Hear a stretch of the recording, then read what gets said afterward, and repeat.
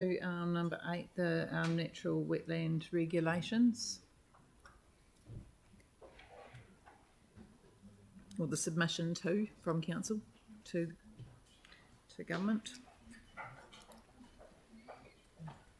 Did you want to start by saying a few words? Yeah, I'll cover off a few points. Right, please. Aaron. Cool. So this paper seeks approval from you to lodge a submission to the Ministry for the Environment on a proposal titled Managing Our Wetlands. And that proposal seeks to amend specific natural wetland provisions contained in the National Policy Statement for Freshwater Management and the National Environmental Standards for Freshwater. And the consultation period with the Ministry closes today, so it is a same-day submission.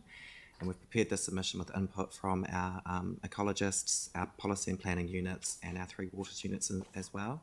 And this is because the council has an interest in the proposal on the basis that it has a number of significant wetlands in its district, and also it's required to comply with the regulations which ultimately sit with ECAM.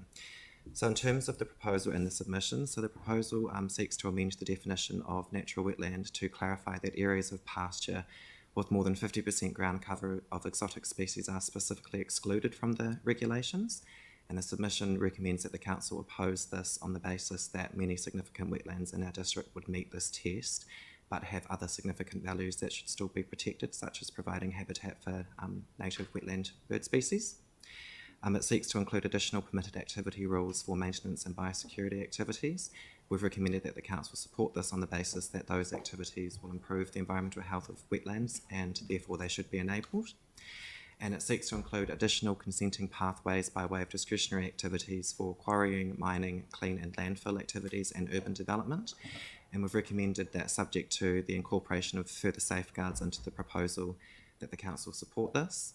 And those further safeguards relate to a more restrictive activity status where those activities are located within wetlands as opposed to within a buffer, and excluding the use of biodiversity compensation from the management of adverse effects. And this is to ensure that the outcome provided in the National Policy Statement for Freshwater Management of no net loss will be achieved with respect to these activities.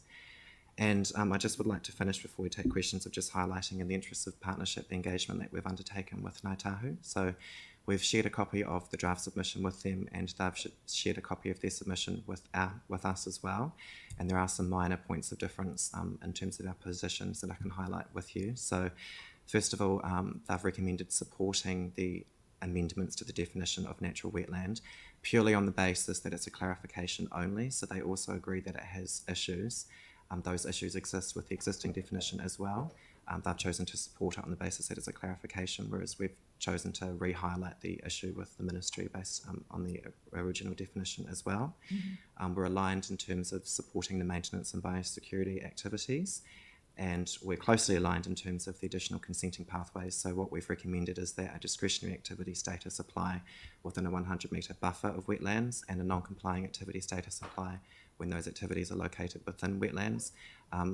Te Rūngaranga o Ngāi Tahu have recommended that a non-complying activity status apply regardless of whether they're located within a buffer or within a wetland or not. Mm-hmm. And in the interest of partnership, we've drafted the text on the screen there for inclusion in the submission, if you so choose to do so.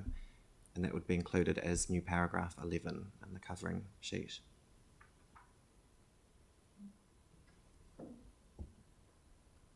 Right. Do we need a mover to then add this to the resolution? Yeah, you move. Are you happy to add this in? Yeah. You have a seconder for that, Mike? Okay, so moving to just questions. I just wanted to ask, have you spoken with other councils? Are there other council groups submitting the same position as us on the definition of wetlands? So we engaged with ECAN, and their views are aligned as well for the same reasons, that the definition is too narrow and would give rise to significant adverse effects for wetlands in Canterbury. Okay. Yep. Yeah. Does anyone else have questions? Nope. Okay, well, we'll move in. Anyone got debate? Yep. Pauline.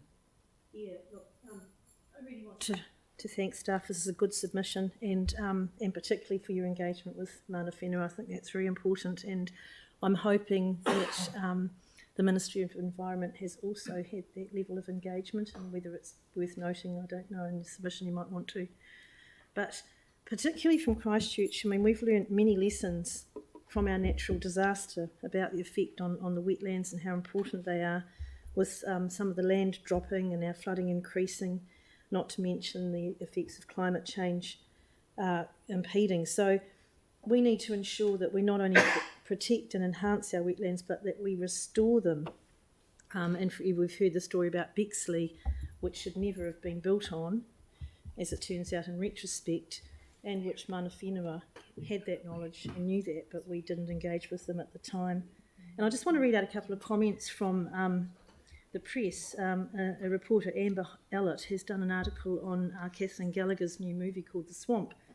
And she says, maybe to look at the world through the point of view of water or trees or harakiki, to be open to other points of view and ways of being and ways of addressing the problems that we're facing. The wetlands, or ripo, are huge environmental significance. They are hotbeds of biodiversity. Our very own Te Waihora, Lake Ellesmere, for example, is home to the highest number of bird species recorded anywhere in New Zealand at 203. The Wetlands act as purifiers for polluted water and as carbon sinks, and on top of that, they can help reduce the impacts of flooding. Our mana, our psychic force, our mauri, our life force, and our hauora, which is our well-being or health, are implicitly woven inside the well-being of the mana and the mauri and the hauora of our water places. I mean, that's a significant, beautiful words to show us how important wetlands are and how historically we perhaps have been guilty of overlooking them. And that's why it's so important that we work with mana whenua who have that knowledge in their hearts about it. They know intrinsically how important wetlands are. So as I say, we don't just need to protect and enhance, but we need to restore. We have actually lost a lot of wetland and we don't want to lose any more. Thank you. Great, thanks, Pauline. Anyone else? Right, we'll move that resolution. All those in favour say aye. Aye. Against, abstentions, and that's carried. Great, thank you. Thank you very much.